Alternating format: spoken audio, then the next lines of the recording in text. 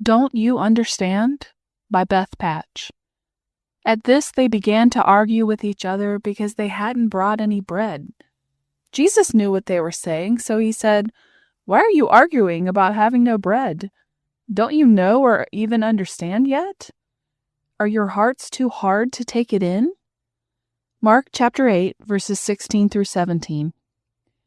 It's a great day when I only make one trip from my house to my car as I leave to go somewhere.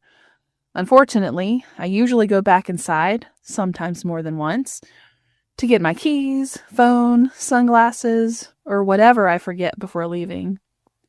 Like me, the disciples forgot something too, but their situation was far more pressing. In Mark chapter 8, they were headed on a boat trip across a large lake without enough food. It heightens the angst they must have felt about it when, before leaving shore, they spent a good part of the day in the middle of a bread miracle as Jesus took 7 loaves of bread and a few fish, thanked God for them, broke them into pieces, and had the disciples distribute the multiplied food to thousands of people.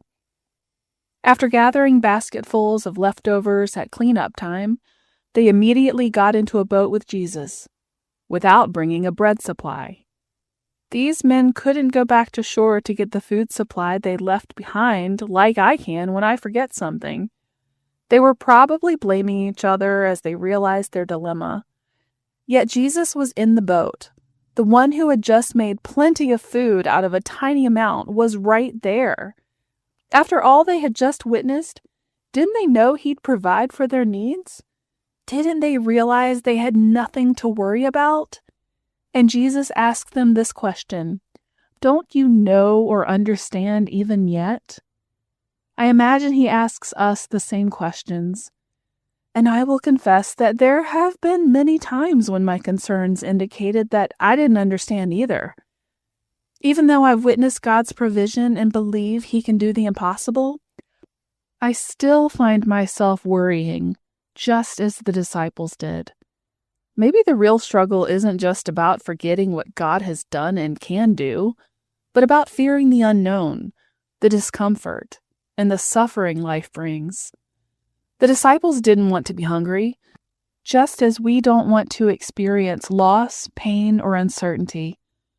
But Jesus doesn't promise to remove every hardship. Instead, he offers something greater, his peace. That's why Jesus reassures us in John chapter 16, verse 33, that peace comes from knowing that no matter what happens, he is with us. Jesus said, "I have told you all this so that you may have peace in me. Here on earth, you will have many trials and sorrows, but take heart, because I have overcome the world." John chapter 16, verse 33.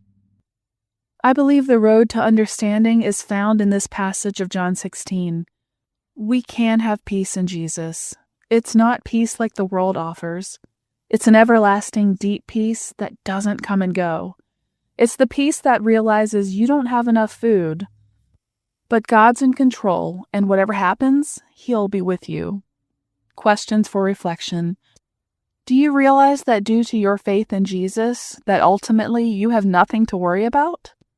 What types of things can you do better to understand what God is trying to tell you?